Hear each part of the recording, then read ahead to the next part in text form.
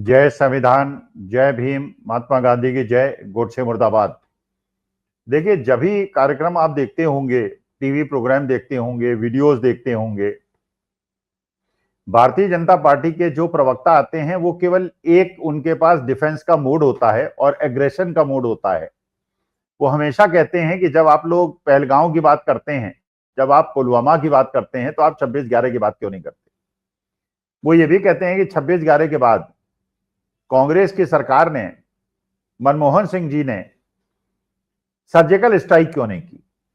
और देखिए, मोदी जी ने पुलवामा के बाद और पहलगांव के बाद सर्जिकल स्ट्राइक कर दी। ये वो दिखाने की कोशिश करते हैं कि हमारा सीना 56 इंच चौड़ा है।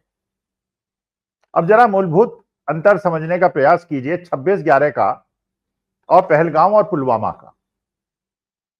देखिए, ये बात बिल्कुल स्पष्ट है, सभी स्वीकार करेंगे। जब 26/11 में टेररिस्ट अटैक हुआ था, वो भी आंतरिक सुरक्षा में कमी की वजह से हुआ था। जो पुलवामा के अंदर अटैक हुआ, 40 वीर जवानों की शहादत हुई, वो भी आंतरिक सुरक्षा में कमी की वजह से हुआ। जो पहलगांव के अंदर हुआ, वो भी आंतरिक सुरक्षा में कमी की वजह से हुआ।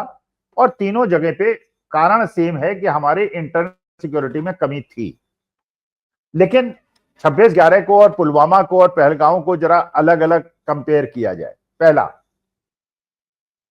जब 26/11 हुआ, उस समय के तत्कालीन चीफ मिनिस्टर विलासराव देशमुख, जो बड़े नेता हैं, थे महाराष्ट्र के, आर पाटिल, गृह मंत्री, बड़े नेता महाराष्ट्र के, और शिवराज राज पाटिल, जो केंद्रीय गृह मंत्री थे और वो भी महाराष्ट्र से आते थे। ये तीन लोगों ने अपनी अकर्मण्यता और कमी को स्वीकार करते हुए पार्टी हाईकमान ने निर्णय लिया और उन्होंने पद से इस्तीफा दिया मॉरल ग्राउंड्स पे। इसका मतलब ये कि उन्होंने अपनी गलती स्वीकार की और दंड स्वीकार किया।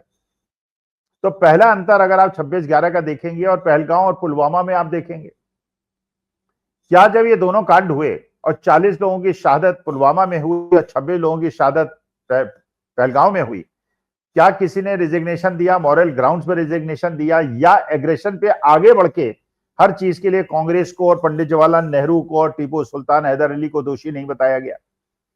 क्या किसी ने रिजिग्नेशन दिया? क्या ये बात सही नहीं है? राजनाथ सिंह ने ये स्टेटमेंट दिया था कि भारतीय जनता पार्टी के अंदर रिजिग्नेशन नहीं होते, इसका माने हमारे यहां कोई मॉरल ऑब्लिगेशन नहीं होता, हमारे यहां कोई दोष नहीं होता। रेलवे एक्सीडेंट्स हो जाएं, हजारों लोग मर जाएं, रेलवे मिनिस्टर को रिजाइन करने की आवश्यकता नहीं। टेररिस्ट अटैक हो जाएं, हमारे देश के गृह मंत्री को रिजाइन करने की आवश्यकता नहीं।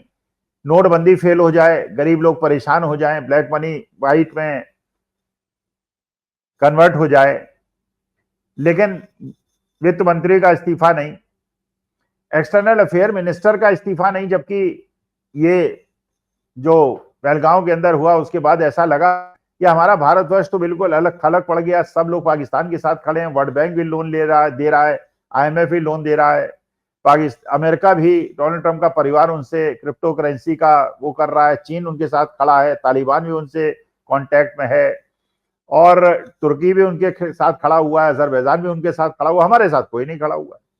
लेकिन एक्सटर्नल अफेयर मिनिस्टर तो रिजाइन नहीं करेंगे। एक्सटर्नल अफेयर मिनिस्टर ये गलत स्टेटमेंट और मूर्खतापूर्ण स्टेटमेंट देने की भी informed at the start of the war attack, we informed Pakistan, वो तब भी रिजाइन नहीं करेंगे।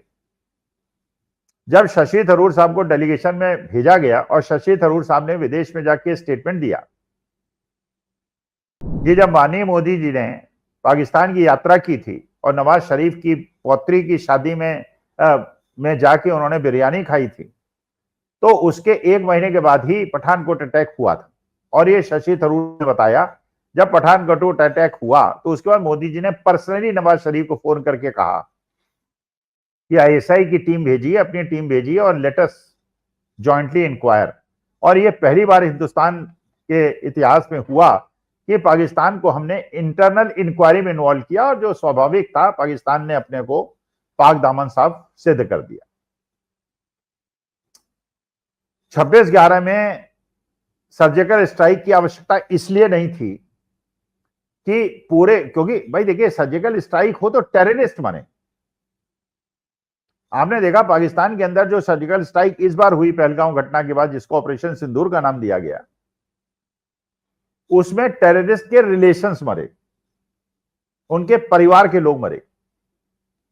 वो बिल्डिंग टूटी जहां टेररिस्ट ट्रेनिंग कैंप्स थे, लेकिन टेररिस्ट बच गए।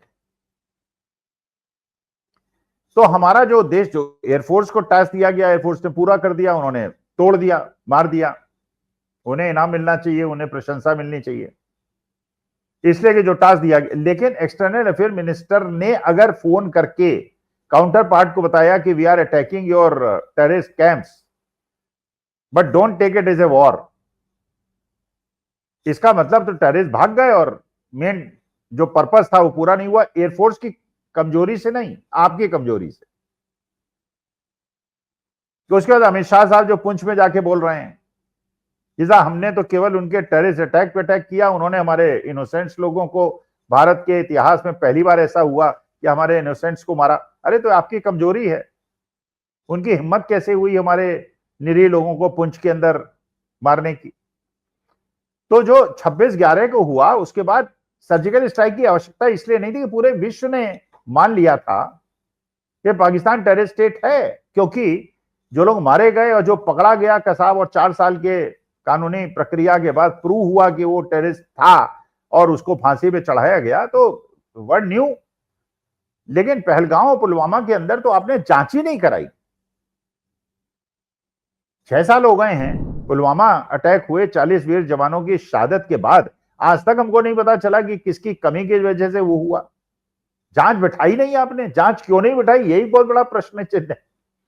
अब यहां पहलगांव के अंदर भी आप जांच नहीं बिठा रहे हैं। पता चल रहा है वहां एएसआई थे सीआईएसएफ के, जो पाकिस्तान को इंफॉर्मेशन देते थे, और वो पहलगांव के अंदर थे तैनात। ज्योति मल्होत्रा जो गई थी, वो जनवरी में पहलगांव गई थी, जो पाकिस्तान की कई यात्रा कर चुकी थी, चीन की यात्रा कर चुकी थी, बाद में पाकिस्तान के लिए खुफिया जानकारी पहुंचाने में। और ये दोनों सीआईएसएफ के असिस्टेंट इंस्पेक्टर और ज्योति मल्होत्रा, ये वो समुदाय के लोग नहीं है जिनको बार बार बदनाम किया जाता है कि पाकिस्तानी एजेंट से।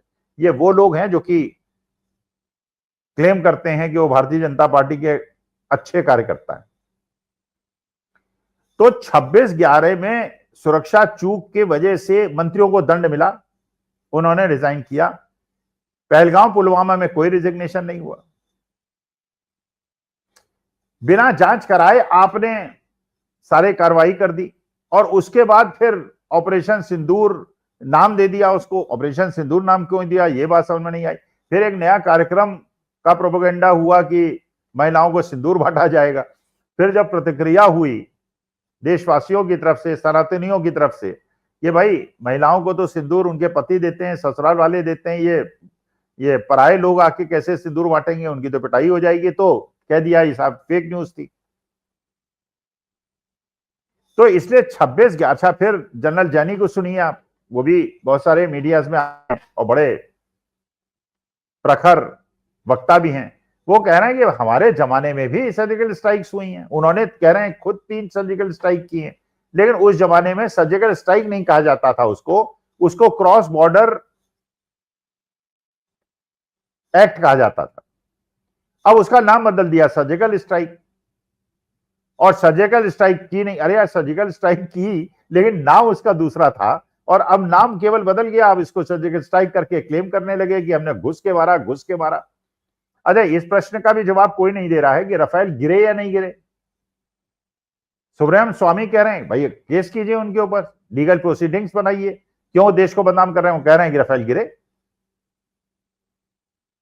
लेकिन आप जांच नहीं करा रहे, आप बताने को तैयार नहीं है। ये आप बताने को तैयार नहीं है जब डोनाल्ड ट्रंप 11वीं बार कह चुके हैं कि युद्ध विराम जो है उन्होंने कराया है। तो मोदी जी अपने मुखारबिंद से ये कहने को तैयार नहीं है कि नहीं डोनाल्ड ट्रंप झूठ बोल रहे हैं और हमने किया जो कुछ किया। तो इतना ज्यादा रहस्यमयी मामला हो गया है, और 26/11 की आड़ में छिपने का जो भारतीय जनता पार्टी प्रयास कर रही है। 26/11 में दंड भी मिला था लोगों को जो दोषी थे, पाकिस्तानी हैंड भी प्रूव हुआ था, उनको मारा भी गया था। और यहां पे जो पहलगांव के अंदर हुआ है, कोई मारा नहीं गया है, कोई पकड़ा नहीं गया है, सब भाग गए। क्यों भागे, क्यों नहीं पकड़े गए, क्यों नहीं मारे गए, बहुत बड़ा प्रश्न है। नमस्कार, धन्यवाद और प्रणाम।